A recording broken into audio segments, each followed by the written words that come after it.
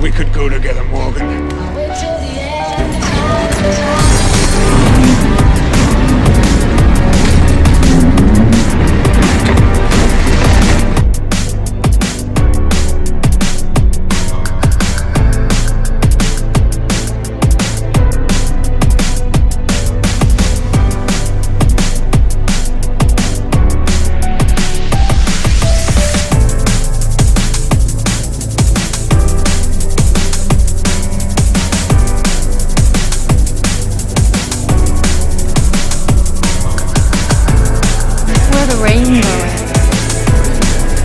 Where's the rainbow at?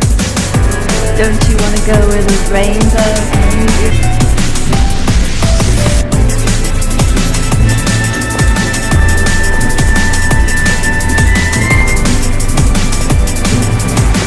But I also know that you went to Nick's hotel this morning and talked to the desk clerk. Keep going.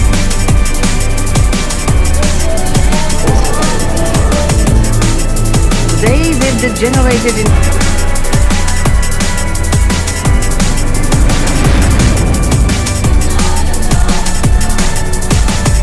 The history of the world is the history of violence. Mankind seems intent on destroying itself.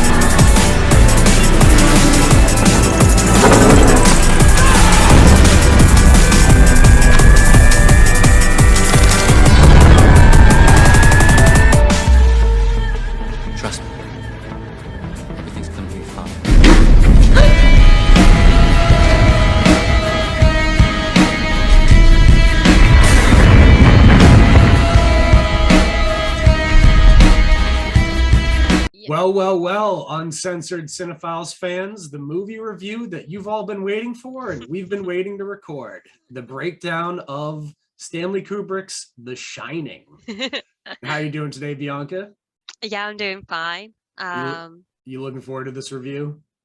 Yep, just hanging around in the bathroom at the Overlook Hotel, you know. Yeah. Is Grady in there with you, or?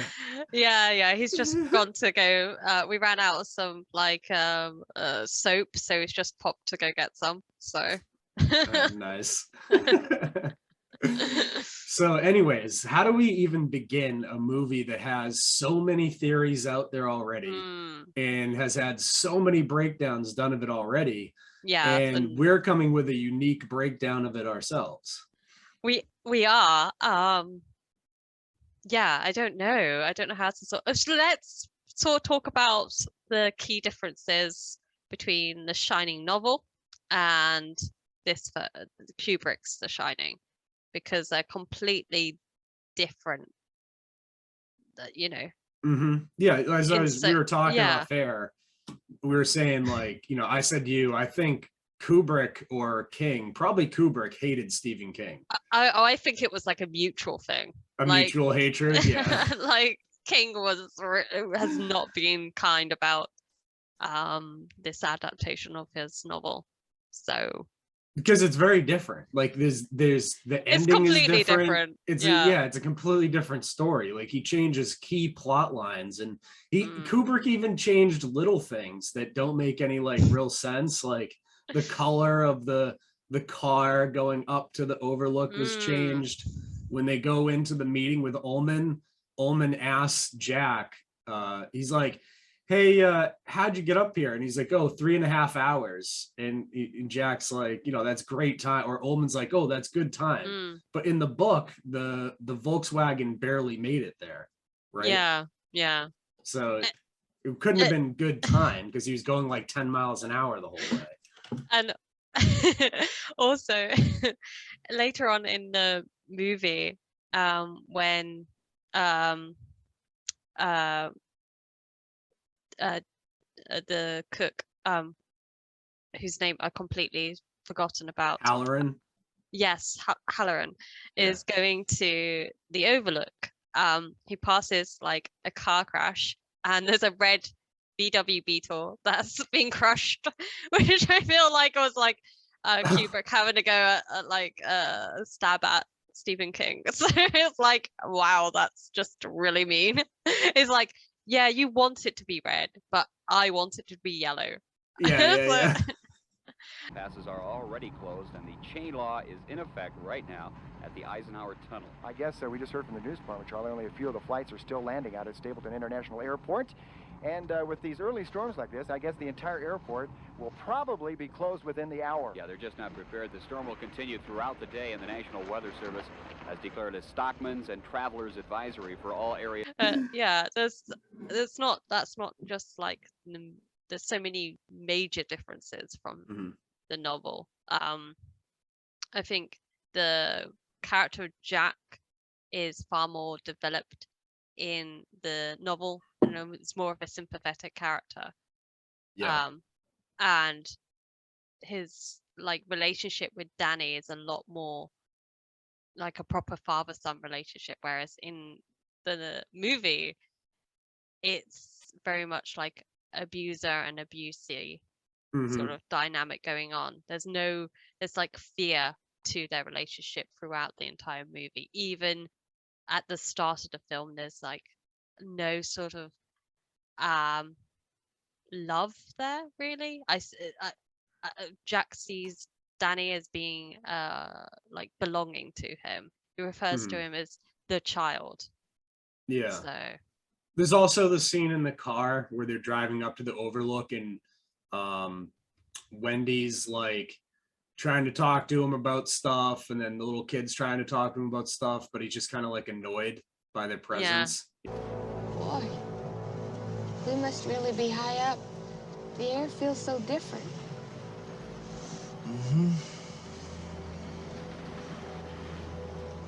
Dad? Yes? I'm hungry. Well, you should have eaten your breakfast. He's kind of like, like whatever. Like, yeah, why am I having to bring you here? And it's like when they're talking about the whole Donner Party and cannibalism, and then like Danny's like, I know what cannibalism is, and it's like, I saw it on television or something, and that Jack's response is like, oh, he saw it on television, and you know. Don't worry, Mom. I know all about cannibalism. I saw it on TV. See? It's okay. You saw it on the television. That's an interesting thing, and I wanted to talk about that a little bit, because Kubrick in his films like Clockwork Orange and these other films is showing that through the use of television, people are being programmed. And with that scene, he's like, oh, you've heard about the worst things in the world already, and you heard about it through what? Television? It's like exposing the indoctrination of the new generation of kids through the television. Like just with that one little statement there in the car about, oh, Danny's already seen cannibalism and he saw it on television. The kid's like young, you know? Yeah. And can I just say, like, Jack and Wendy are the worst of boomer parents. Well, maybe not necessarily Wendy, but Jack certainly is. They just seem very like clueless and kind of like, you know, they just don't seem very well prepared and stuff. So they're kind of just letting it. I feel like they're just letting their kid do, you know, go around doing whatever. They're not really keeping an eye on him. So. Yeah. But also in the movie, Danny appears a lot more like a mommy's boy. But in the book, he's definitely a daddy's boy. Like Wendy has constant like jealousy issues about how close Danny and Jack are. And there's no like notion of sexual abuse by Jack towards Danny in the book. But in the movie, I think, you know, Ager and other people have clearly shown that there's definitely references to Danny being physically abused in the movie. And I'll get into a little bit more of that later. Yes. When we get more into it, there's stuff I want to bring up about, like, we'll get into it. But I think that's one of the major differences between the book and the movie is the book is a lot more focused on like Danny and his like supernatural abilities. Yes. Yeah. The supernatural stuff here in the movie doesn't feel very like, it's not supernatural really. Because okay, we're witnessing it, but when it really happens, it's always when the characters are alone. They're never together when the supernatural stuff is happening. So it's an unreliable narrator in that respect. It's interesting too, because like it's hard to tell if they're awake or in some sort of dream state when they're having those like things too, because there's this sort of shifting, and he does this in a lot of his movies where it's hard to tell like if it's a dream or a waking state. You know what I mean? Yeah. And do you get the impression that Danny, like how he speaks, it sounds like he's always asleep or like sleepish? Like it's very like, I just got like when he was speaking in certain scenes, it felt to me like it was like deliberately trying to show, like, I don't know, like almost like he's been drugged or something. Like it was very slurred, very like slow, very like long pauses. So almost like he was doped. Yeah, maybe. You know, people have made a lot of references to the dopey sticker. That's a continuity error where there's dopey on the door in the magic circle. And then Danny has his experience and then dopey's gone, right? It's almost like when he's doped, he can't have those experiences. But when he's not doped, all of a sudden he can see, right? Yeah. The other interesting thing about the little boy is with the way how he speaks is, if you notice, after he has the experience with the woman in 237 in the green bathroom, or I guess it's not green when Danny goes in there, he just sees the entrance to the door. But after that experience, the little boy never talks normal again until after. I don't even know if he ever talks normal again in the movie, because I don't think you ever hear him talk again. You do. You hear him at the end. At the very end? At the very end, he shouts out for his mom. Okay, after he lost Jack in the maze. Yeah. So once he's faced his tormentor and has broken the cycle and has gone through, like, found a way to get out, he's able to become a normal boy again. Danny's not here, Mrs. Torrance. Danny's not here, Mrs. Torrance. Danny can't wake up, Mrs. Torrance. See, the weird thing for me about Tony is when you look into accounts of demonic possession, right? And I think this entire movie is, in my opinion, it's a movie about demonic possession. Like the Overlook Hotel, if you look into, so maybe we should go to the interview scene with Ullman, which we want to break down. In that scene, Ullman on his desk has a book called The Red Book, which. So it turns out when I went to find the video for this to match it up, I noticed it was wrong. And the book that's on Ullman's desk is actually the Hotel and Motel Red Book you can see here on the screen, and not the Red Book. However, Carl Jung's philosophy is present throughout this film. It comes from Carl Jung's philosophy, and it has to do with you know, and this was a big thing that Stanley Kubrick was into, was Carl Jung's philosophy, which has to do with like archetypes that go down through generations and have like effect. And this is, you know, a big part of the belief with like the occult is like, you know, through generations, these things pass down, right?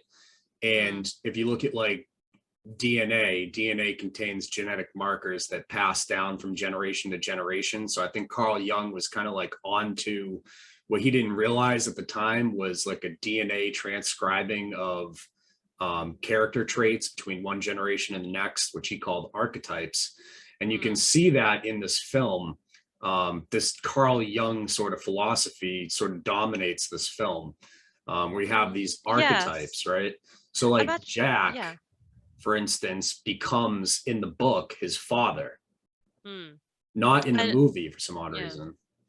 No, I guess that they didn't really need to sort of like, maybe they didn't want to go too far into his character background.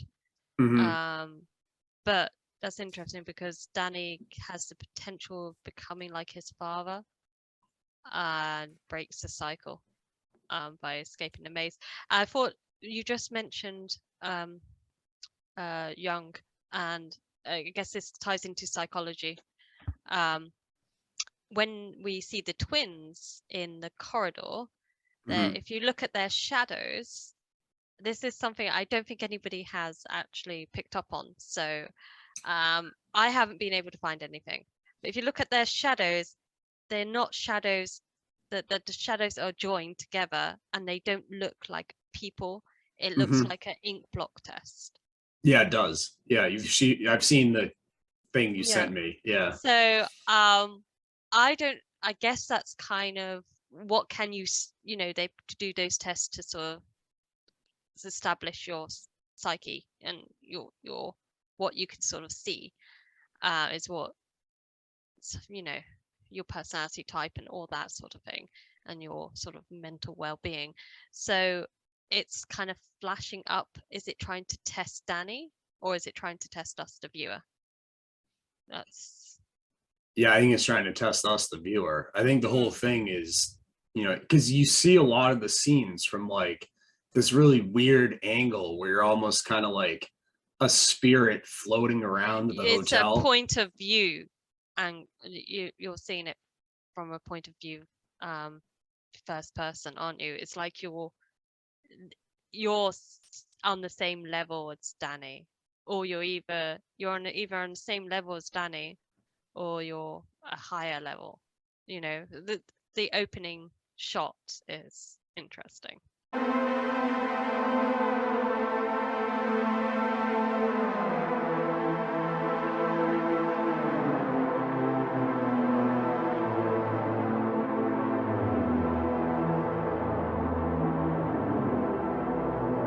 The aerial footage. Yeah, like you're a ghost sort of. Yeah.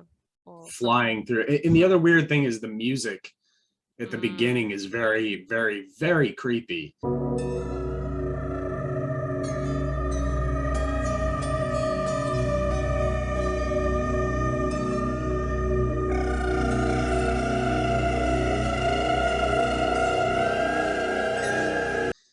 The music is terrifying. You said that you were terrified.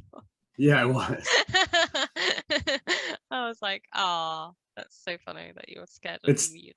It still gets me. Like it's chilling because you have like the Native American sort of like screaming in it, and it like it the really chanting, yeah, it really sort of, and like for me, when I was a paranormal investigator, a lot of the places that were actually haunted, like actually had like, you know, paranormal activity that you could scientifically measure, were on Indian burial grounds. So like our whole country is built on top of, and I guess I was thinking about it off air, I guess kind of Europe is too, where a lot of Europe is built on the graves of people that lived there previously. We're literally tripping on bones and graves wherever we go. Yeah, you know? And that's London, why this. London if you're building in London, it takes like 5 years because like you just be digging and it'll be like, oh, here's a black death pit. Yeah. So like in America, the bones that were built on top of are Native Americans, and I think that's why there's so many themes of Native Americans present in the Overlook. Like this, this society was built, this entire hotel, which, to me represents the Bilderberg Hotel, maybe even a precursor to it, because if people don't know what the Bilderberg Hotel is, you need to go read up about that. That's a very important aspect of what this hotel is. Okay. So you have the scene where they're walking through with Ullman, and he's like, oh, all the best people come here, right? Yeah. And then he says, oh, royalty's included in that. And then he goes, this was the jet set location before anyone knew where the jet set location was. So like, to me, people found out about the Bilderberg Group. I think it might have been right around the time that this film was being made. It was the first like public acknowledgements of the Bilderberg Group by Jim Tucker. And then before that, like, where did they meet? No one knew. So like prior to the 1920s, when the Bilderberg Group started meeting, I don't think anyone knows where they met prior to that. Oh wait, no, their first meeting was in 1954. So where did they meet prior to the Bilderberg Hotel? Nobody knows. See what I'm saying? So when they're like, oh, this is the jet set location before anyone knew where the jet set location was, and all the royals and nobles are coming here, I think that's like a big time key reference to like, maybe this was the hotel before Bilderberg type thing. Maybe. So it's just an interesting theory. Yeah. Well, this is what is interesting about like The Shining, is you can have so many different theories, and they can all, I think the film is built up on not just having one solid theory. It's meant to be layered. It's meant to represent and mean different things. Because Kubrick is very clever in like how he adapted his work, adapted novels and made them in his own way. And I think he wanted his films to have multiple interpretations, and wanted people to rewatch them. Which is why he puts in so many little secrets. And people say it's continuity errors, but I don't think that's what's happening here. Like ones that people say where the chair moves in between shots when Wendy and Jack are talking. I think that is him having a little bit of a playful sort of, this is a haunted hotel, Well, earlier you were saying to me that you didn't think it was, would you want to get into the continuity errors first, or do you want to get into your theory about, because to me, like, I think what he's trying to show with the hotel is what Carl Jung talks about in his book, which is not only can people take on like sort of a conscious to them, but so can buildings. Like a building can also have its own like consciousness to it. That's from Carl Jung's philosophy. I don't necessarily ascribe to that. But you do walk into certain places and you're like, you can feel there's an atmosphere. There's a something in the air that's like this unsettling sort of, like, I had that when I went to the Edinburgh Vaults. Yes. And then I just felt it instantly. And I did have a paranormal experience when I visited, which still terrifies me to this day. And up until that point, I was kind of always a bit skeptical about anything paranormal. Now I'm like, maybe there is something to this. I say, like, I think there's definitely, I don't think it's like the ghosts are in the Overlook are the same that we think of normal ghosts in other horror films. You know? Yeah. I feel like they're almost like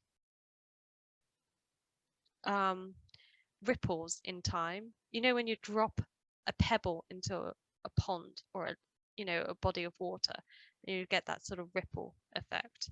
I feel like they're just all background static. They're still stuck in the same time.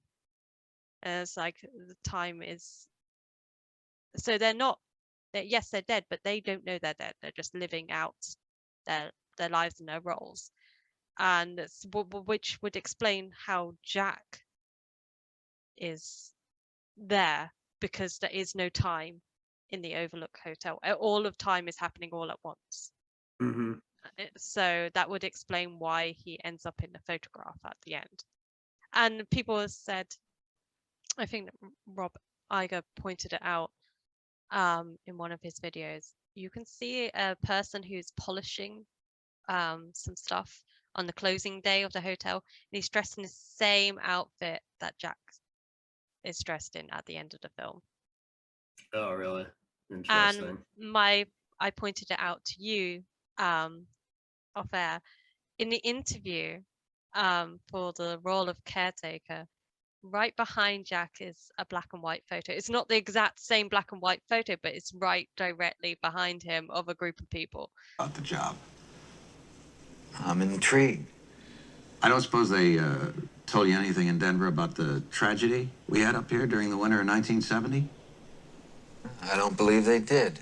Like foreshadowing. So what's going to happen? He's going to be stuck in this endless loop of being in part of the hotel. That's interesting you say that, because I was watching a breakdown of the scene with Danny on the tricycle. Mm. And they were saying that when he sees the two girls in the hallway, they like mapped out the route that Danny was doing on the tricycle. I love it when people do this, when they try to endless circle. Draw the routes and like the design of the hotel, and it's like, it's impossible. No, the hotel is absolutely a maze. It represents the same maze that's outside in the garden, which comes from, oh my God, the rabbit holes that you can go down with this stuff are endless. So the maze in the garden comes from some famous maze in Europe called like the Hortus Palantius or something. I don't remember the exact name. But the person who made it, this like aristocrat. So the hotel itself is a maze, and it represents the same maze that's outside in the garden. And that's another difference between the book and the movie, is in the movie, there's this maze.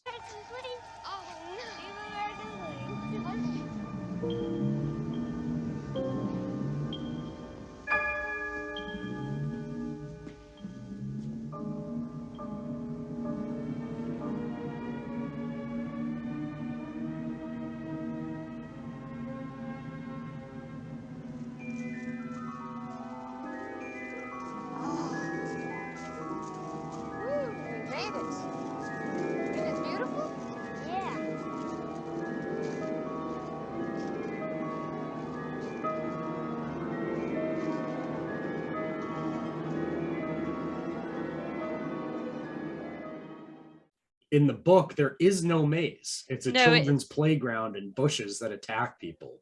Yeah, which is really silly. I mean, I get it happens to Danny, and he's a little kid, so that would be terrifying.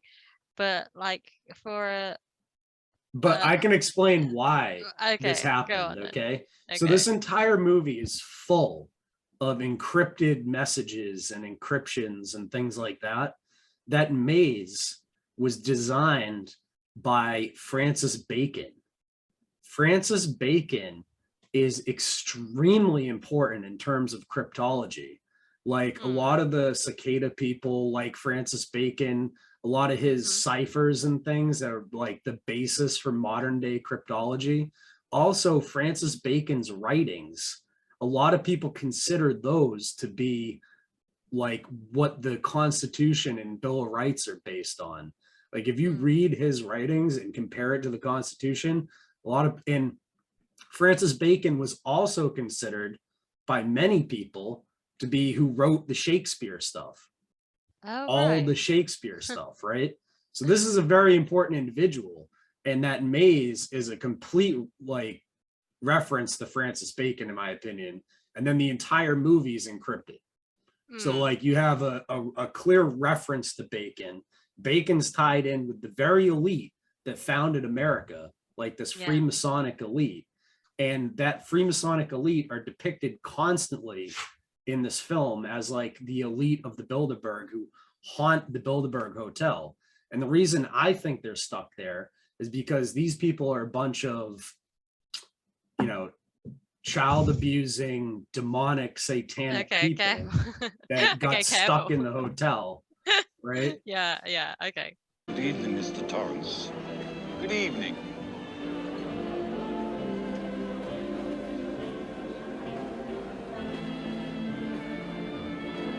So that's what I think Kubrick's trying to depict there. And I think you were onto something really important with like what Kubrick saw maybe in Hollywood, which would have led him to want to expose this type of stuff. So do you want to get into like, so we were talking about the psychology of the twins and like what you saw on the carpet there, but what else did you notice? Like we were talking about the twins a lot, and I think they're important because I feel they're not like in the book. they're the answer to the movie. Like the whole twin symbolism and reflections and mirrors and doors are like prevalent throughout the entire film. It's like something that, like, when you see the twins the first time, like properly see them, they meet Danny, there's behind them is the set of twin doors. So it's like a gateway opening Danny up to something. It's like, is he I think it Robert Iger touched on like the twins represent Danny's abuse and split personality, and then they have to come together as a whole. Like Danny has to find his way out of this maze of abuse and break the cycle and the loop in order to become whole again. And I think the twins, how they're depicted and the look of them is really interesting. I think, what color do you think their hair is? Because I think it's light brown blonde. Yeah, it's pretty lightish brown blonde. Yeah, it's not completely blonde, but whenever we see twins or two sets of women in the film, we see the girls saying goodbye to Ullman, and he says, and they're both blonde. You would they might not necessarily be twins, but they're very close to being twins. During the winter. Oh, goodbye, Mr. Ullman. Goodbye, girls. And here are your quarters. And he says goodbye, girls. He calls them girls, even though they're grown women. And Jack looks at them. He's instantly attracted to them. Next time we see a young blonde woman is in the bathroom of room 237, and then she becomes her like older version of herself. So and how Danny's hair color comes into that is Danny has very light brown, almost blonde hair. It's not I don't think he's a product of like his parents. They both have really dark hair, which is really interesting because Wendy in the book is blonde. Yeah, that's another one of those things. When I was watching the movie, I was like, King describes her as blonde, and then Kubrick casted a woman with jet black hair. Yeah, completely the opposite. Yeah. And what I feel is that definitely Jack has been sexually abusing Danny. Only in the movie though, not in the book. Only in the movie, yes, not in the book. In the movie, he's been abusing him, and the attraction of blonde hair, very attractive women, is something that he is drawn to, and the closest thing that he has to that is represented in his son. And I almost feel like the scenes that happen in The Shining in the Overlook Hotel are repeated scenes that have happened before in Danny's life. And the same reaction that Wendy has is the same reaction that she's had before in the past. Like, she brings it up. So it's like it's almost just like this repetition type of thing, this cycle. And to me, what made me realize that it was Danny being lured into room 237 by a human was the fact that if the door wanted to be unlocked by something supernatural, we've already established that doors can be unlocked by we established this later in the film when Jack's locked in the larder. The door just opens on its own. There's no keys being turned, but for room 237, the key is in the door.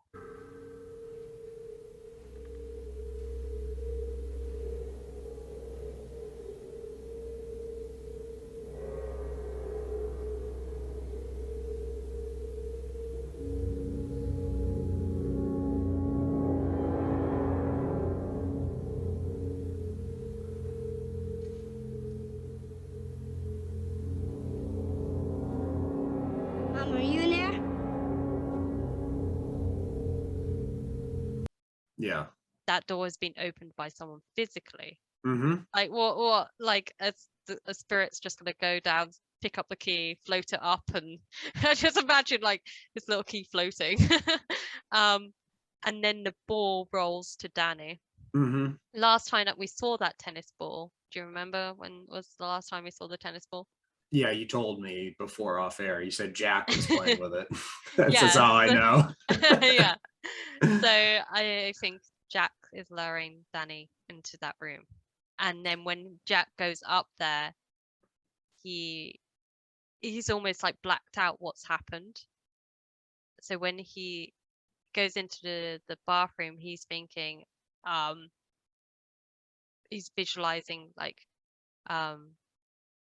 the attractiveness and the blondness of the young woman, and then it dawns on him what he's done to his son, and that's when the woman becomes grotesque. That's when he's like confronted with what he has done as a person. Yeah, but doesn't that take place after the incident? Because like he has the conversation with Wendy, yes, and then that's he what goes I'm up saying. there. Yeah, that's what I'm saying. He's returning to the scene of the crime and is being confronted with what he's done. Okay, see, I think it's Wendy in the room. And that's because when Danny's playing on the rug and the ball rolls over to him, and just before we get to the next point, when I was in Waverly Hills Sanatorium doing a paranormal investigation, one of the paranormal activities that took place was a ghost rolled a ball very similarly like that to us. Yeah. So I've had that experience myself, and like that's definitely like a very typical paranormal type activity that takes place.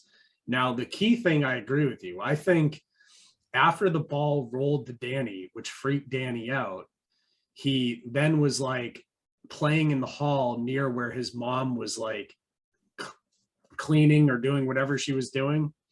Because you'd want to be near your kid. Like you don't leave your little kid in some weird part of the hotel. I feel like they're not paying him very much attention to him. I feel like they're just letting him go and like do whatever he wants. But Danny's calling out for his mom. He's like, Mom?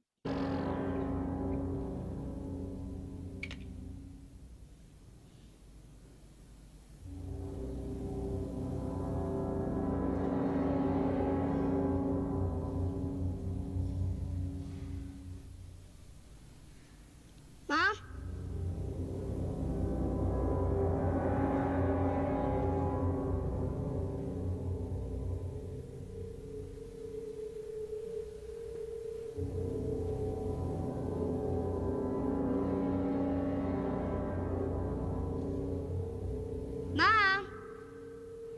Mom? Like looking for her. Like she's right around the corner, right?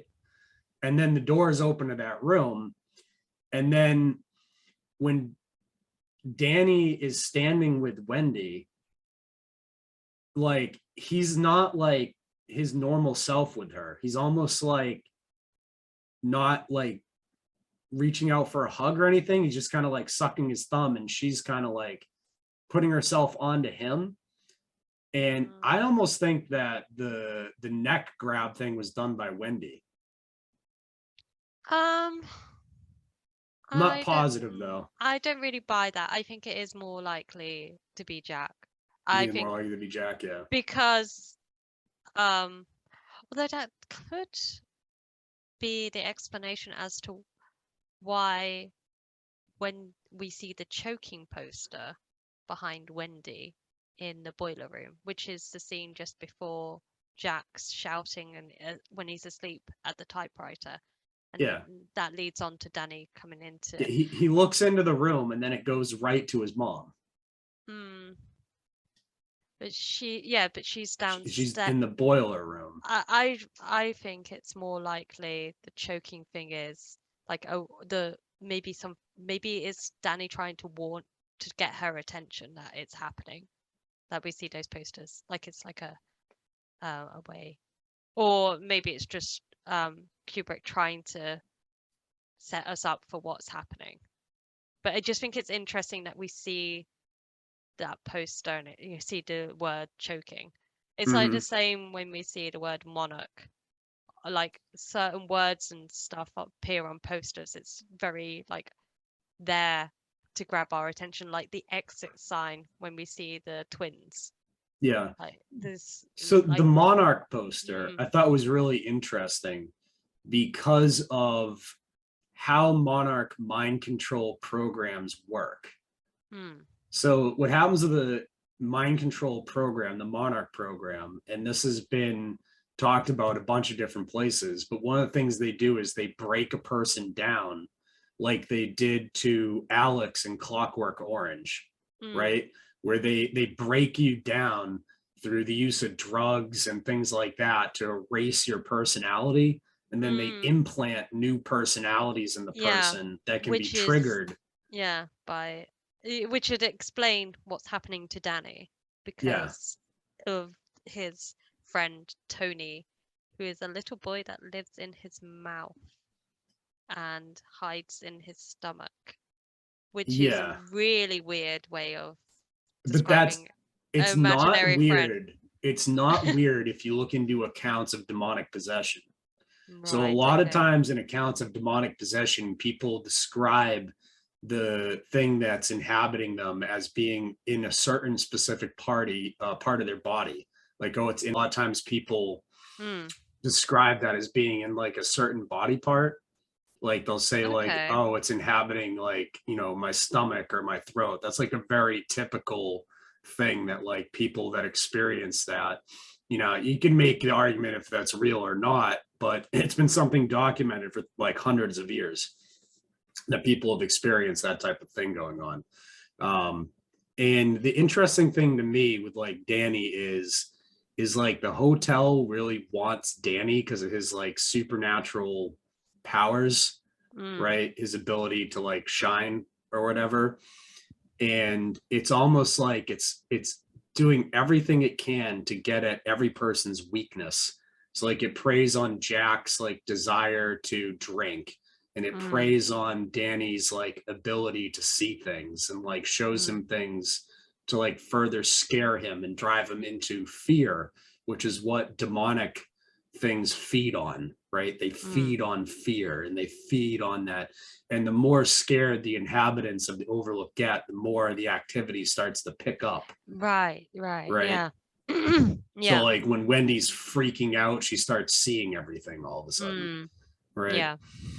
So that all kind of lines up with like a typical ghost, narrative. Right.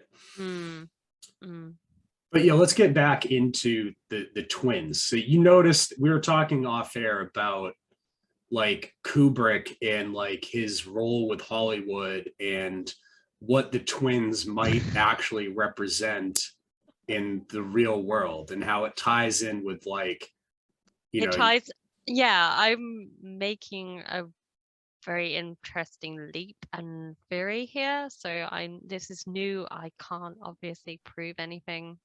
But it's interesting in terms of Kubrick's filmography and certain decisions that he made. So I'm going to take you sort of back to 1960 with the film Spartacus, which is a film directed by Stanley Kubrick and stars Kirk Douglas. Kubrick had worked with Kirk Douglas previously on a film called Paths of Glory, which Kubrick had a lot more creative control over. It was probably more of a project that he was invested in and interested in, and Douglas was using it as like a vehicle to sort of prove his acting chops, you know. And he had got on quite well with Kubrick. They had a fair bit in common in terms of like upbringing, both being sort of like sons of immigrants. And it was like a movie that kind of was in line with their sort of views in terms of like, you know, you know, the function of the army and peace and corruption in like organizations. And anyway, so Kubrick wasn't signed on to do Spartacus originally. That was Anthony Mann, and he was fired by Douglas because Douglas didn't think he was doing a good enough job. So Kubrick, who was still quite young at the time, was hired by Douglas to come on to do Spartacus. Now, Spartacus is not a Kubrick film. You can watch Spartacus and you can see certain elements of Kubrickisms, I guess. I don't know what to call them. Kubrick-esque type of things. But it's very much a Hollywood project. Immediately after that movie, 1962, Kubrick makes the decision to film Lolita, which is a very, you know, people who know of that movie know what it's about. It's a very strange choice to make for a director who could make anything, I guess, seeing as he's just filmed like a big epic. He's in that time of Spartacus has moved from America to take up base in the UK and would never return to America. Mm-hmm. The sort of main what people say is that he just didn't like the fact that he couldn't have creative control over Spartacus, and he just didn't like the whole Hollywood studio system, which was collapsing at the time. And that's his decision to move to the UK. But I think it's a bit deeper than that. I think there's more to it. I don't think it's just that simple reason, because why would you, you know, if you want to enhance your career, why would you leave Hollywood? You know? And up until that point, Kubrick had been making sort of kind of commercial movies, and he even wanted to change the ending to Paths of Glory to make it more commercial, because he knew like he wanted to sell the movie, so he wanted to put on a happy ending, which kind of does have a sort of happy ending in a way. I reckon something happened on Spartacus, on the set of Spartacus, and I think Kubrick possibly learned something, and found some very disturbing stuff out about the Hollywood elite. This is obviously something that he is now being introduced to by the likes of Douglas. And up until that point, he'd been living in New York. He wasn't from LA, so he wasn't familiar with this culture of Hollywood. Now Douglas has had a very he's dead now, so I guess I can say whatever. Douglas is a rapist, allegedly a rapist of Natalie Wood when she was 16. You can find this information out quite easily by Googling it. It's something that Natalie Wood's sister was informed of. There is also speculation that now I cannot remember. I'm so sorry, I can't remember the actress's name. But let me just have a quick look. Bear with me 2 seconds. The speculation that Douglas is behind the missing woman. So let me just find it. Just bear with me 2 seconds. It's interesting you say that, because when I looked up images of Natalie Wood when she was a child, the images look like the two twins in the movie The Shining. Right. Yeah. And I think it was Ager or one of the other film critics found out that the girls in The Shining are modeled after two girls that appeared in a background making of The Shining documentary. Yes. And they're like a combination of the two girls. So like they look like the one girl, but they dress like the other. And I do think that those twins are meant to represent one girl because of the way they do like the as above, so below. Like when they're slaughtered, they're laid out in the hallway very symmetrically, and one's facing one way, one the other. So like and you see that a lot like in this film. There's a lot of like Masonic sort of references in the film, like when Jack's at the typewriter and you see him from behind, you have like the staircase ascending in front of him and it looks like he's in a temple. Right? Like when you go into a Masonic lodge, it looks very similar like that inside for where Jack's sitting, and Jack's sort of going through like the initiation process for the elite in the movie.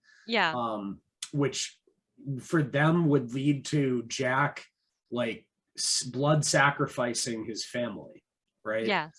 So like that's how he enters the elite, is if you want to be a part of us, you need to sacrifice your family. So yes, which is interesting. I've just found out who the woman who went missing has a tie-in with Kirk Douglas. Her name was Jean Spangler, and she was just an extra in some movies, but she had previously, her last movie that she was an extra on, one of her last movies, was a movie called Young Man with a Horn, starring Kirk Douglas.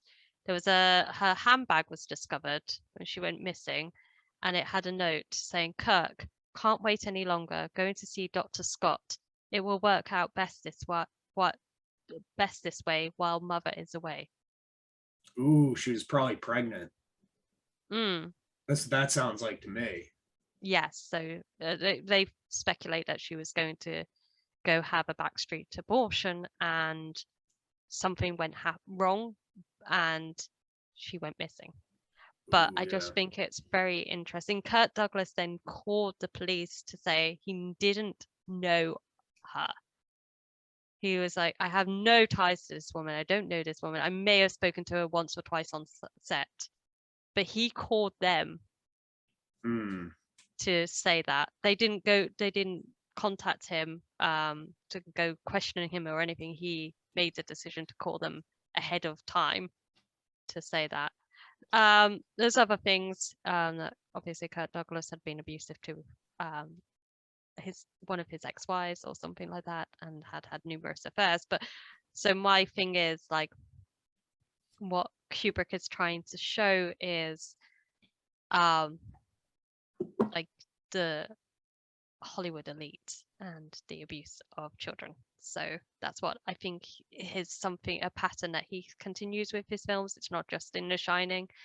It's obviously, in A Clockwork Orange, it's another film that's quite interesting. And what happens at the end of Eyes Wide Shut? A little girl is led away by two men, much older, and a little girl who has kind of blondish hair. So after we were done filming the podcast, we found more evidence of the chair theory, where Kirk Douglas attacked Kubrick with a chair on the set of Spartacus. And then if you take a look at the scene with the twins, in the scene with the twins where they're slaughtered, which we think might represent Natalie Wood, you see that there's an overturned chair in the hallway, which makes no sense. Why would there be this chair in the hallway? Unless that's symbolic of the chair that Kirk Douglas threw at Stanley Kubrick on the set of Spartacus. He keeps referencing the elite quite clearly. So like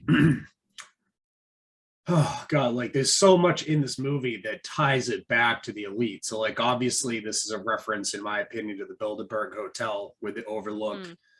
And then you have the references to, like, in that photo at the end with Jack in it, there's a guy that is in the photo that looks exactly like the chairman of the Federal Reserve, right?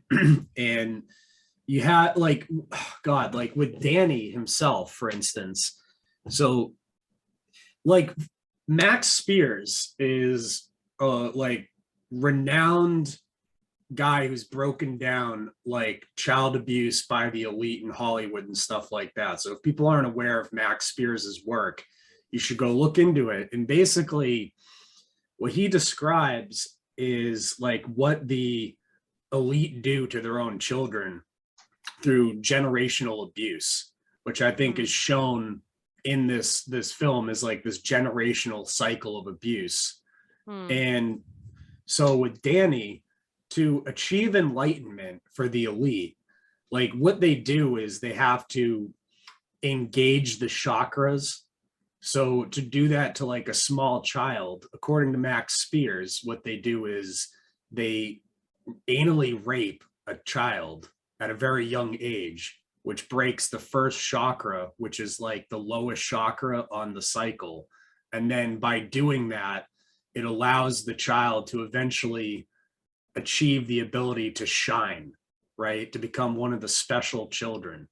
Okay. And this all originated out of like the MK Ultra Monarch type programs that came originally from Nazi Germany and the concentration camps, right? Yeah. And you can see on Danny's shirt when he's at the mirror first having his first experience, he has the number 42 on his jersey.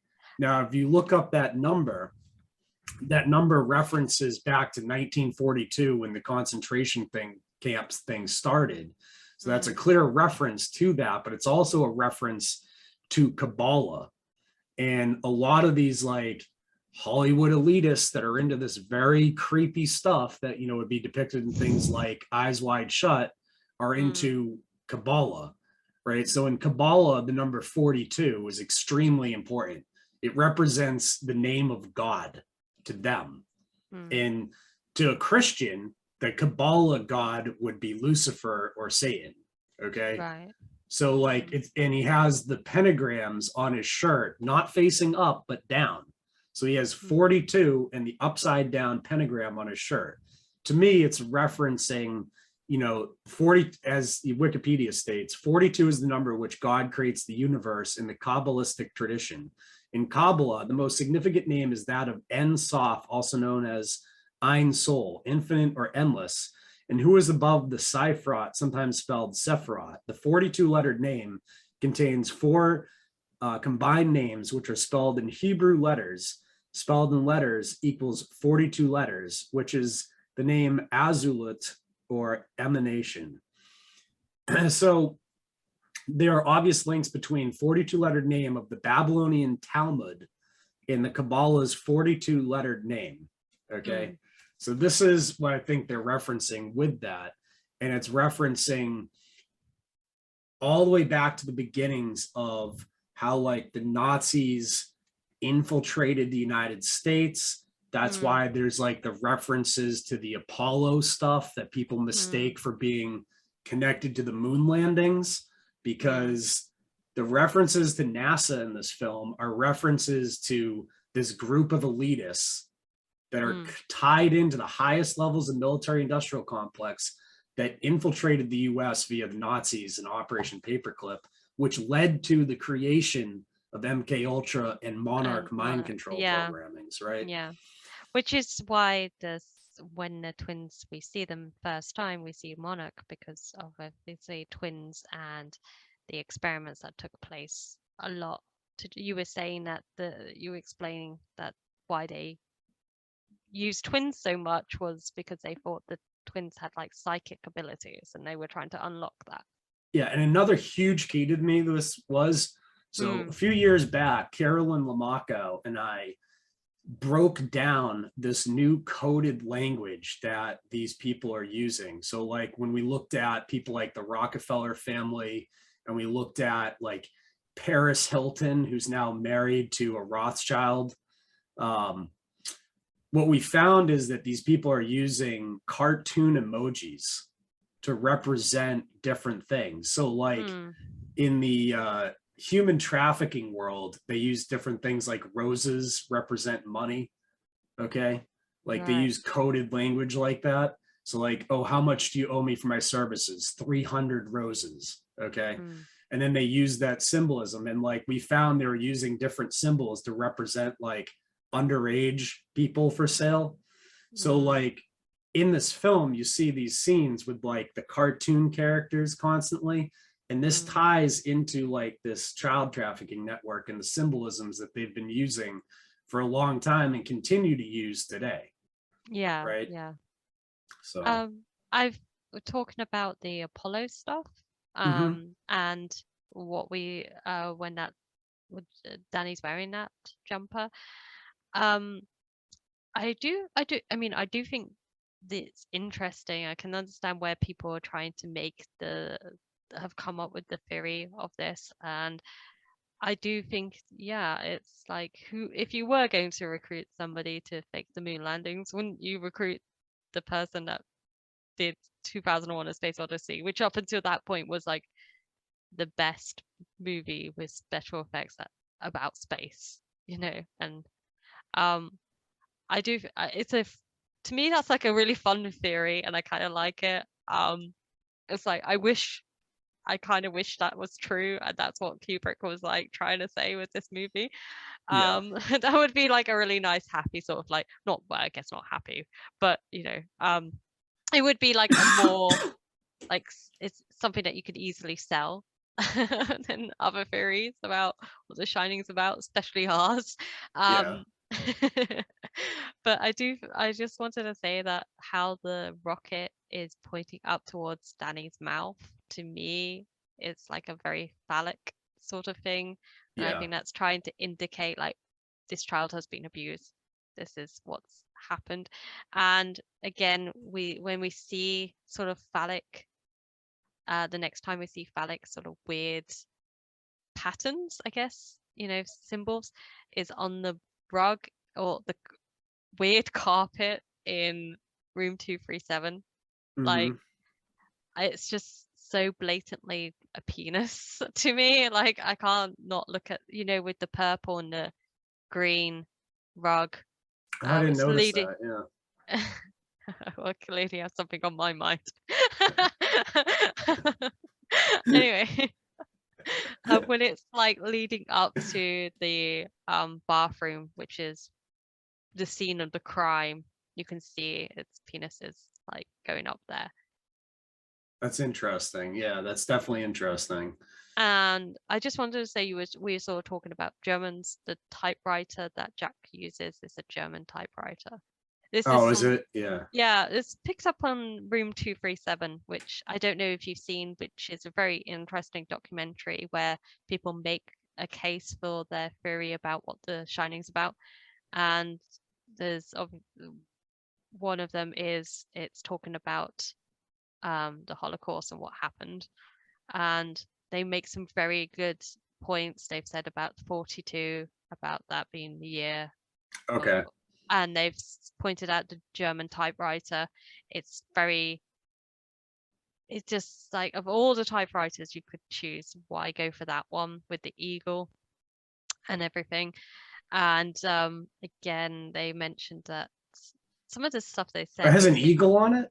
Yes, it has an eagle on it. So that's the same that was in the big bad scene.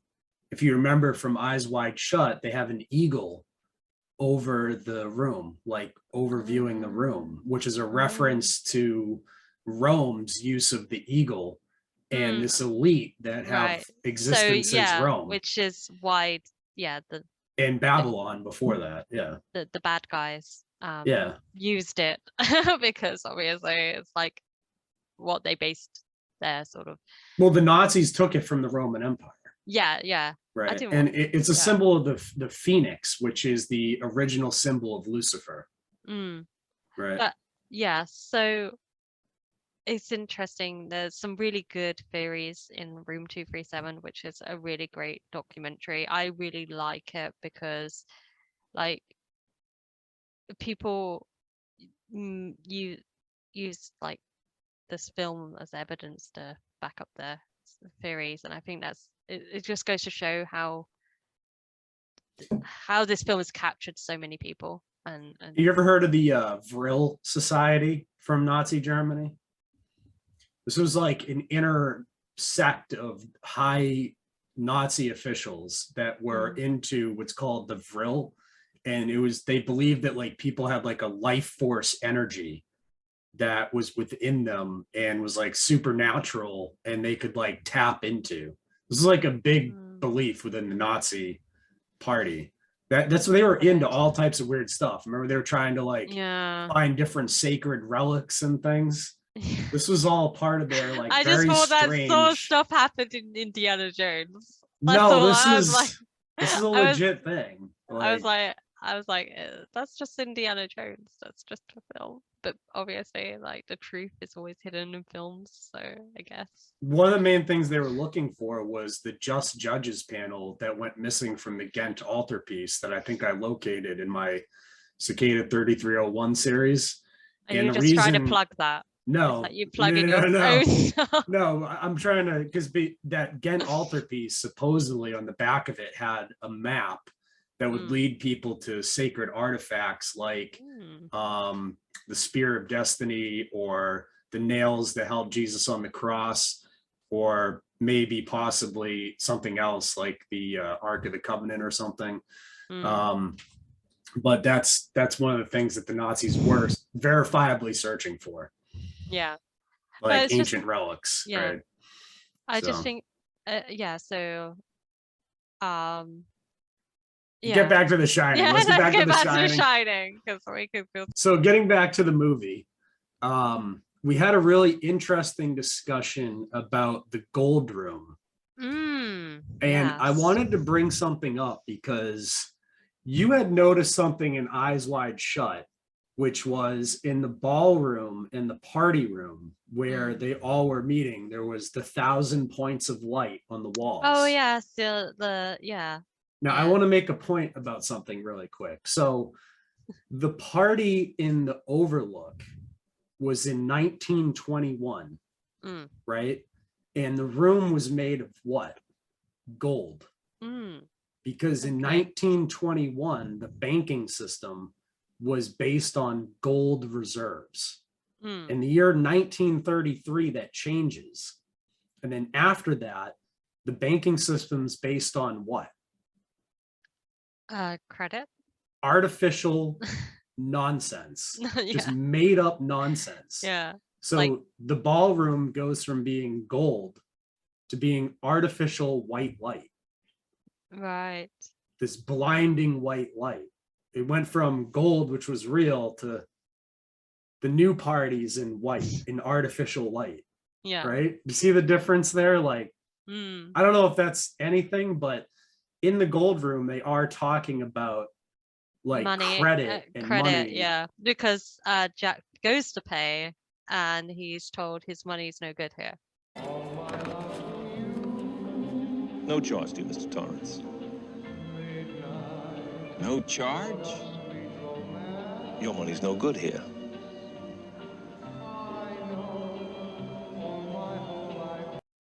Yeah, and I think Ager did a video called The Gold Room where he broke all this down. And like, it makes a lot of sense because money from after the year 1933 to people that were around before that has no value, because before 1933, you could go in and change your dollar bill for gold or silver, right? Yeah. You could get the equivalent in gold or silver from the bank for your dollar note. After 1933, the gold standard was removed by Woodrow Wilson, I believe it was. And he is depicted, his entire administration is depicted in that image with Jack at the end of the movie. Like there's a bunch of people in that look like people from including Woodrow Wilson himself, looks like he's been, not exactly him, but like a lookalike. Right. So like, it's almost like they're trying to say that like modern money has no value. And then someone else was talking about how Kubrick didn't believe in like money. He kept all of his savings in gold. So maybe he knew, like, he must have known about all this. He was so far ahead of the truth movement that we're like just figuring out the stuff that Kubrick knew like 30 years later, right? So I wonder if Kubrick was around today, he would have Twitter. I don't know. Yeah. I just think it was like, would Kubrick have a Twitter account? Probably not. No, I don't think so. I don't think so. Yeah. But yeah, that is interesting. And you said that the gold room doesn't exist in the novel, which is another deviation on that. So there is a bar room, but it's not described as a gold room. No. Right. And I thought this is another interesting thing is Grady has a English accent.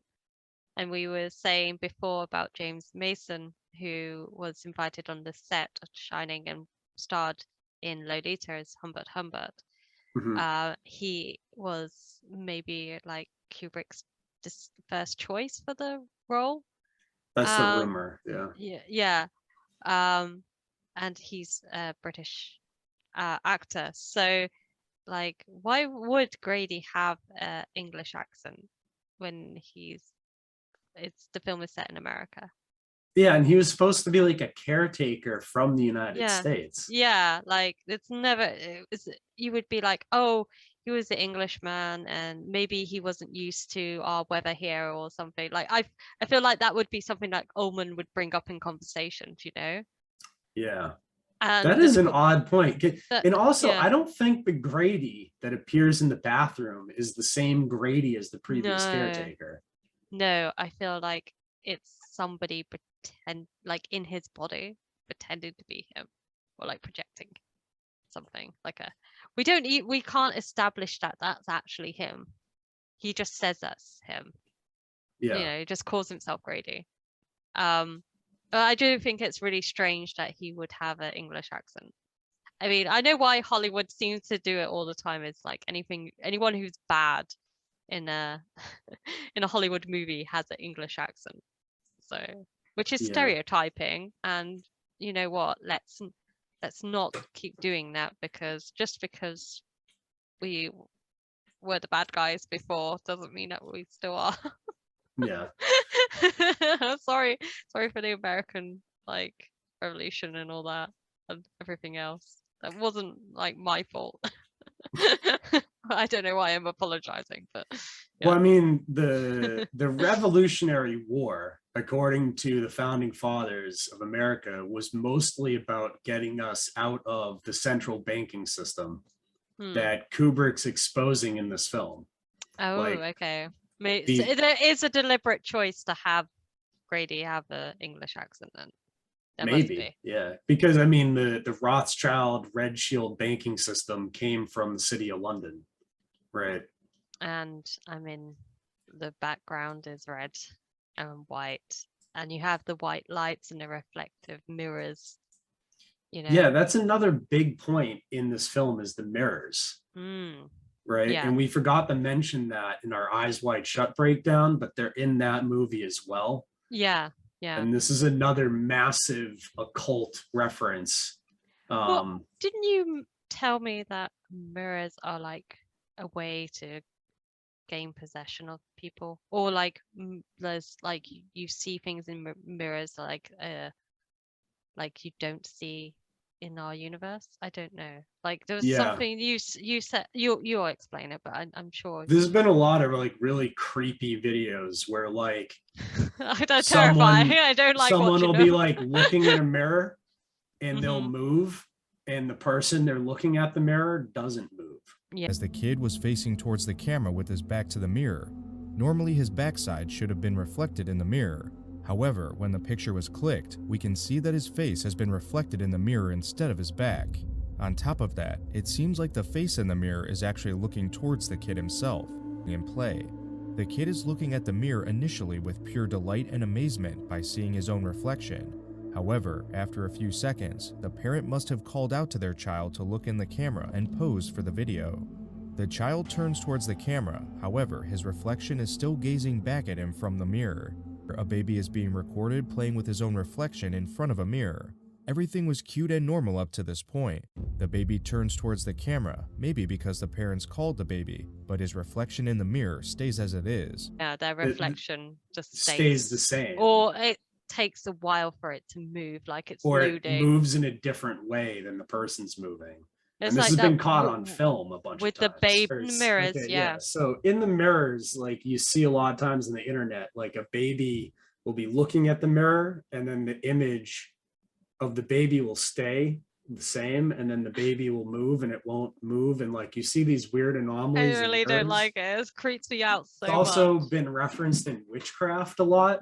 Our mirrors and black mirrors. That's why like you have that whole show called Black Mirror, because if you look at a phone, what is a phone but a black mirror? See what I'm saying? Yeah, now you're showing the phone, showing it in the thing. It's like an infinite loop now of like reflecting. See the mirror within the mirror within the mirror within the mirror? Okay, so it's a black mirror. That's what these are. And that comes straight from the occult.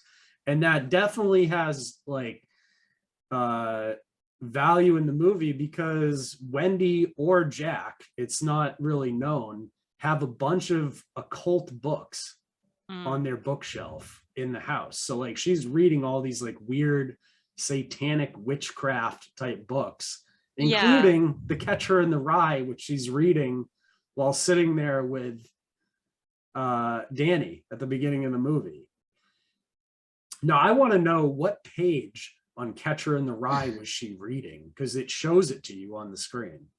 So what's the tie-in with Catcher in the Rye? Because I quite like that novel, and now you're making me feel like it's connected to a bunch of like what they consider mind-controlled assassins. The guy who shot John Lennon was reading obsessed with the novel for some reason. Yes. Yeah. It's considered like a mind control programming book for a lot of people, like a trigger book. A lot of like mind controlled, potential assassins have these things on them. A lot of serial killers had this book. I don't know why. I've read it too. I don't understand why, because I don't see anything in the book that's would cause that, but maybe there's something hidden in there that I'm just not seeing. Maybe it's like a phase, a phrase. Like in Catcher in the Rye, isn't there a theme of underage? There's something implied about the main character and his sister. Yeah. Like his weird relationship with her. But I read it a really long time ago, so I can't remember all of it. Someone told me that, but I'm not convinced by that, because I just don't see it. But I think that's something that is being implied. There's definitely. Oh, I will just bring this up, and they're talking about things that people are reading in the film. Do you know what magazine Jack is reading? Oh yeah, it's a great point.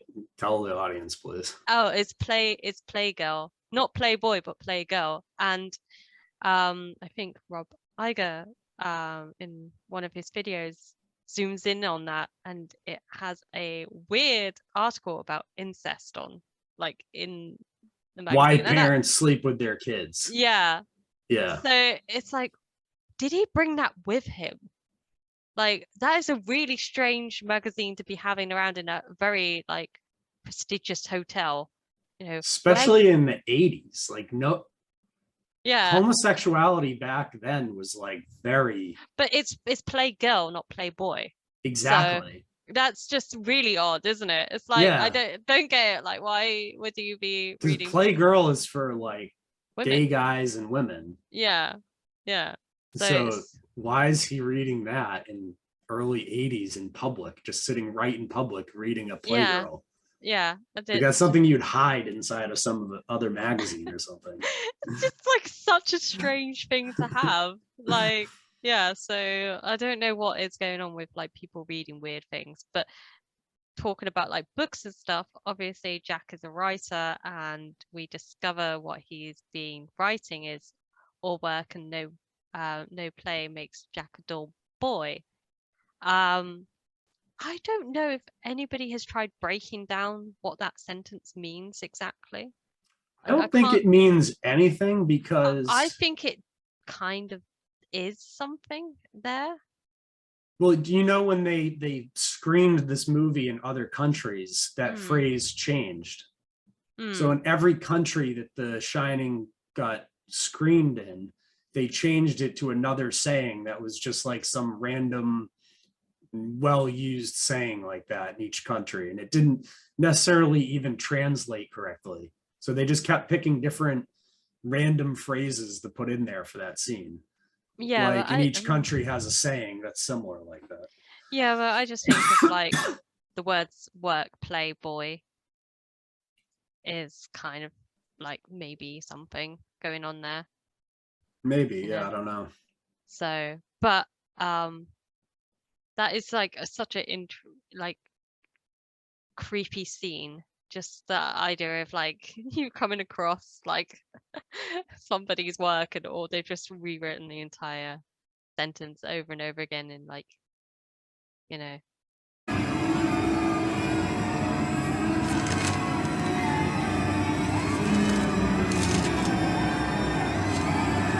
It's just very strange. I think people have pointed out that sometimes he uses ones instead of L's. So it's A11, which they've said is like Apollo 11 reference, but I think that's a bit of a stretch, personally. I did see in there a lot where it was, instead of dull, it was misspelled dill, D-I-L-L. So I don't know. There was an I in there occasionally instead of a U. I really would love to get my, like, Kubrick kept everything in his like archives. I really want to get my hands on some of the stuff to like look through it and see. I feel like if I had that stack of paper, I could find something in it. Where is his archives? Well, they did have it on display. Like you could go, and I never went. I think it was somewhere in London, but I don't know if it's on display anywhere else now. I don't know if it's been moved about or something. But like he kept everything. Field trip, Uncensored Cinefiles field trip coming up. Oh my god, that'd be amazing. I would love that. I feel like we could go to like different locations where people have filmed movies and just like go there. That'd be so cool. But yeah, so yeah, well, it's just a bit strange, isn't it, really? Like what Jack's reading and what Wendy's reading. I didn't notice the occult books though, the witchcraft books. Where's that? At the very beginning when she's sitting, when they zoom to Wendy in her little apartment on the bookshelf. Those are all occult novels. And also there's a reference to H.P. Lovecraft made in this, and H.P. Lovecraft is like straight up occult satanic like material. And like Kubrick like clearly knows about this stuff because in his archives there's that book on the occult for Eyes Wide Shut. So like he clearly knows what Lovecraft and all these other people are about, and like, you know, you can clearly, like, he knows like about the blood sacrifice to get into their society.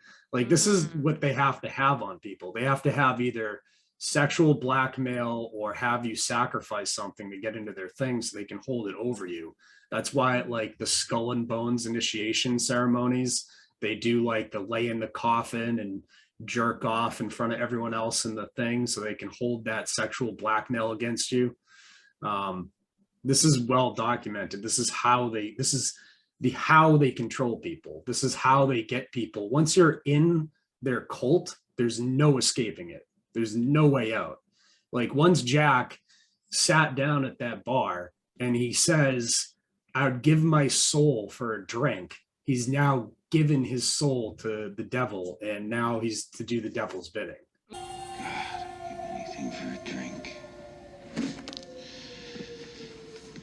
Give my goddamn soul. Just a glass of beer.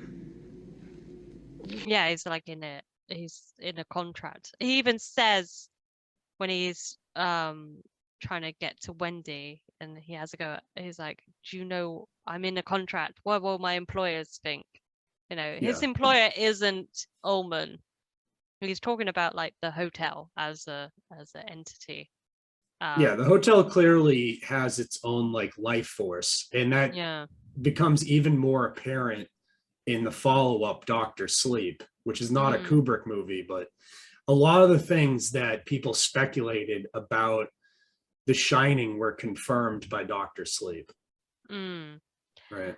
Yeah, which is something I'm keen to watch. I really want to watch that movie. So is there something else that we haven't picked up upon? There's so much more we can go into. I have so much more to say about this movie. We could go on for another hour probably. Yeah. I mean, I was trying to think. I sent you some screenshots, and obviously I've mentioned the choking thing in the boiler room. But if you go back to that scene, you'll see very strange pictures up on the photographs up on the above the tool bench, and like pictures of like women, and like is like one woman that looks like she's been tied up. They're very sexual images. It just like if I don't know, if I like Wendy seems like a kind of I said that she wasn't responsible, but she is quite responsible in lots of ways too, looking after Danny. I feel like she would have taken those down or removed them if, you know, it's weird because when I watched it last night, I noticed in Halloran's room, when he's laying in the bed, he's got naked photos up on the wall of like African women. Yeah. Like there's straight pornography like all around his room. Yeah. He's an interesting character. We've not really spoken much about him. The fact that he survives in the novel and is murdered in the film. I wonder what your sort of take on that is. But is he murdered in the film? I mean, we don't He's see... laying there dead looking, but he might not be. I think he probably, like, I'm thinking that he is. We don't like see him at the end of the movie. Like Wendy and Danny just get the heck out of there, so they don't go try and see if he's like or anything. like screw him, we're out of here, thanks for coming to rescue us, but you know, we're not. Not even gonna bother to check if you're alive or not. Yeah, she's got her priorities. But I think he makes I'm not sure, but I could have sworn to God that Halloran is in Dr. Sleep. Yeah, in the book he's still alive, and he is in... I think in the movie he makes an appearance though, but maybe he makes it as like a specter. Yeah, it's quite possible. I can't remember. I'd have to watch the movie again for that specific point. I can't remember that one. But I think he's I just think it's odd that he's the one to sort of get axed. And he's like, people have mentioned that when they see him in the larder and he's got the Native American, I don't know what it is, but the tin with the Native American on it is pointed at him, and obviously he is a person of color, and like I think that's like Kubrick saying about how like Native people have been murdered, and also sort of tying into like the slave trade and everything, with his character, and his race. And I think him getting murdered by Jack, who is the stand-in for, you know, the sort of the white oppression that has built America in a way. So yeah, he even references it where he goes, white man's burden, and then takes a sip of the... Good man. You set him up and I'll knock him back, Lloyd. One by one. White man's burden, Lloyd, my man. White man's burden. Yeah.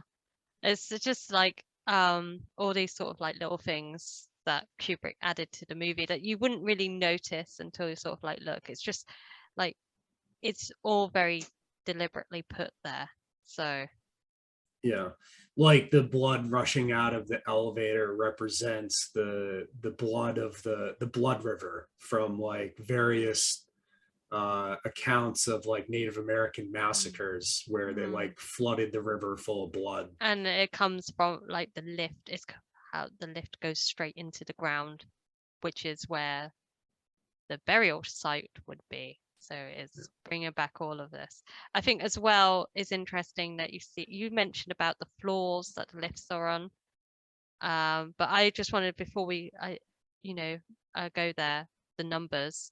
I wanted to mention that. Do you think they look a little bit like eyes? Mm-hmm.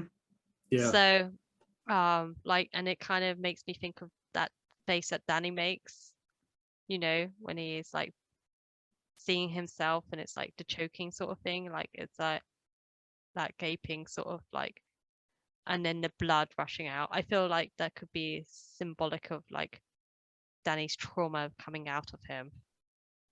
Because if those are eyes and the lift is meant to be a mouth, like he says, like Tony lives in his mouth, so I feel like that's like the trauma coming out.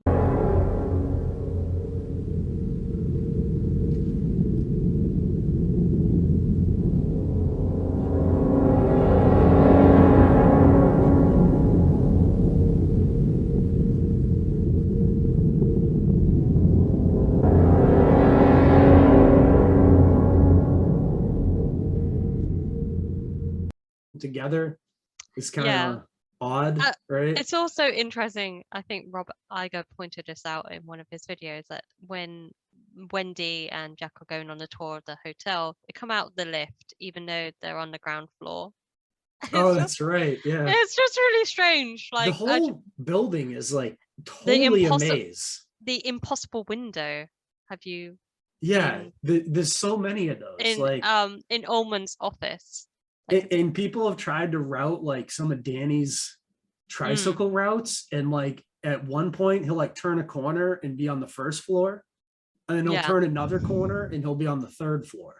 Yeah, almost like he's, as each corner he goes around is like another dimensional portal. Yeah, which kind of ties into the whole thing, like all of time is happening at once in the hotel. Yeah. So it's like all of these dimensional sort of things are being like the doors and the mirrors are gateways to this other realm, this other universe that is the Overlook Hotel. Yeah. So I don't know how long we've been talking. I feel like it's been a while. I feel like I think it is. Maybe we should leave this as a part 1, and then we'll come back with a part 2. I'm excited. We can do it together in person. Yeah, that's right. Uncensored Cinefiles coming to you guys live next broadcast. So obviously I think we need to do another part 2 on The Shining, because I feel like we could do like 4 parts and we still wouldn't even scratch the surface. Because there's a ton of theories out there we haven't even touched on, and I'm sure our audience will drop a bunch more in the comment sections, hopefully. And we could explore some of their theories as well, maybe in the next podcast. And also there's a whole bunch more in there. I mean, there's so many takes on The Shining, goes in so many different directions. There's so many different theories. We could go on for days and days and days about this could just turn into a podcast where all we do is talk about The Shining. Yeah. So I think, we'll maybe do a part 2, or maybe we'll save a part 2 for a later time. And I think the next movie we should probably get into is Dr. Sleep, because it ties directly into The Shining. And then maybe, some of the other Kubrick films as well. Yeah, I feel like Clockwork Orange would be a good one to explore, but maybe also some of like Kubrick's, I say lesser known works, like more of his overlooked films. So like Dr. Sleep would be an interesting one, because again that sort of goes into the whole Germans in World War II and infiltration of the American political system, because of Doctor Strangelove being a former Nazi scientist, and he's a major part of the movie. So that's an interesting thing to sort of talk about. And Full Metal Jacket would be good as well because of the breakdown and I don't know how to describe it, like the sort of brainwashing of the recruits and how they're sort of like go through a similar sort of thing that Alex does in A Clockwork Orange. So yeah, it also like a lot to explore. It ends with like that sort of animalistic face that both Jack and I can't remember Sergeant Pyle. I don't know why I said Doyle. Pyle. Yeah, no, Pyle. Because they call him Gomer Pyle a lot, right? So they both like when he does like that scene where he kills himself, they both have that like very creepy. It's the Kubrick stare, like that.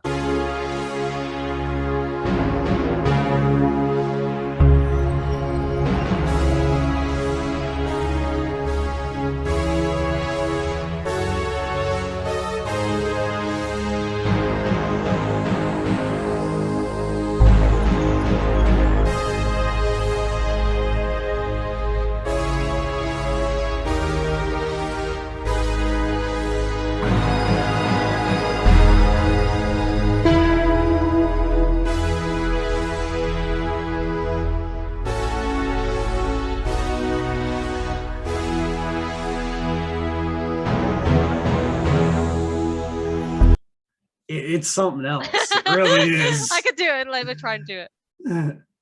That's creepy. I'm creeping myself out by doing that. Oh, that's good. Yeah, we're getting it. 1,000 yards there. We'll practice it for next time. Oh, that's very creepy. Don't do that. I don't like it. You coming to America? Yeah. Okay. Yeah. Jeez. Okay. At a fancy hotel we're gonna go stay at called the Stanley Hotel. Oh, that sounds lovely. I can't wait to go there. It's the hotel that is in Colorado. Stephen King famously stayed based. at. Yeah. Supposedly it actually is haunted. I don't know. What did you like more? That's a good question that we can end with. Did you like Stephen King's book more, or did you like Kubrick's very different interpretation of this more?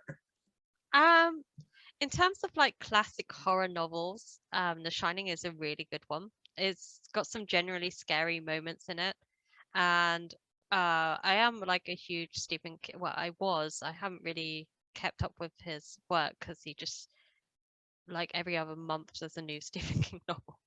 But I as a young teenager, I was like very into Stephen King's work, and The Shining was one of my favorite ones to read.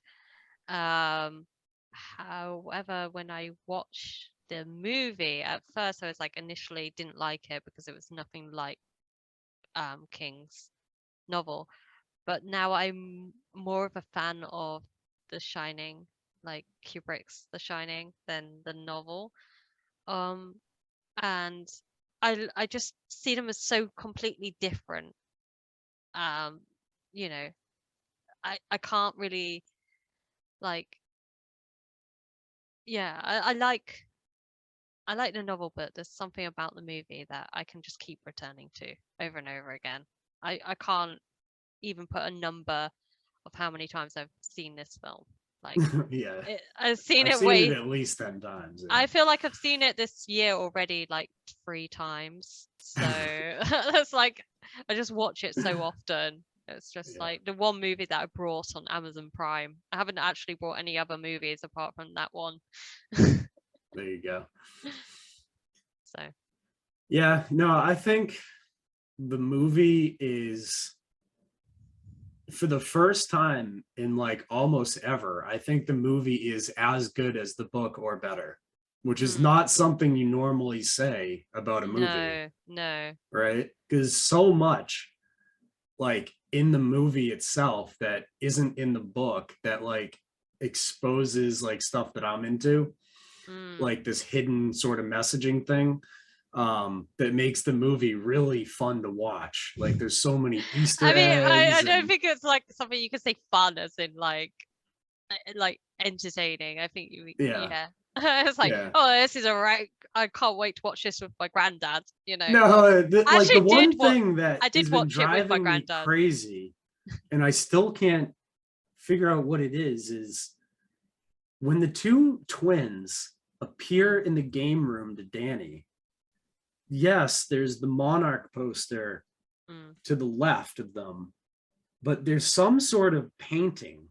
Yes, which behind looks their head. like weird animal sort of thing. It looks Yeah. like it has horns. It looks really weird. I want to know what that painting is. Yeah, Because I it's feel like very- that's very symbolic because their heads are framing the painting when they're standing there. Like really highlights whatever that painting is. I don't know what it is, and it's hard to see even on a big screen what it is. So I wonder what painting that is, if it has any symbolic meaning. And that's important because Kubrick definitely picked a lot of paintings that were important for this film. Like there's a lot of and Native wallpaper. American and like everything is like so well organized and like thought of, like the color schemes, the red, the bold red, the bluish green, that carpet, and the carpets are just like when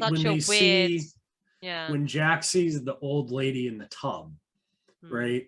She's representing, in my opinion, a siren of the sea, like the old tales of mermaids, right? Because you have the sea green room. She's in the water. Luring him. And then once she has him, all of a sudden she appears as she really is, right?